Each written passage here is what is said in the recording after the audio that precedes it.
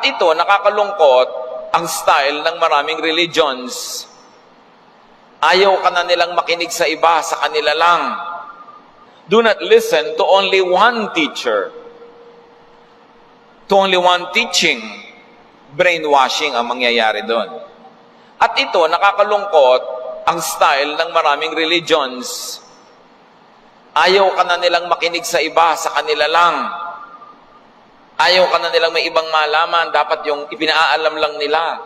At marami pa nga ipinagkakait sa iyo magbasa at mag-aral at mag-interpret ng Bible on your own. Kailangan yung dikta nila ang papasok sa utak mo. Kaya pinakamakikitid na utak sa balat ng lupa, karamihan yung mga relihiyoso.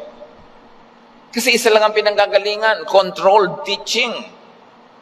Binigyan tayo ng Diyos ng napakaraming capacity to think, ng mayaman na senses, hindi para isuko natin at ipaalipin sa isa o dalawang tao o organisasyon na kokontrol sa ating utak. Kailangan nagtatanong, nanunuri, at kung kinakailangan ay tumututol dahil nag-iisip. Mabuti yung maraming input ang mga magagaling at mahuhusay na teachers.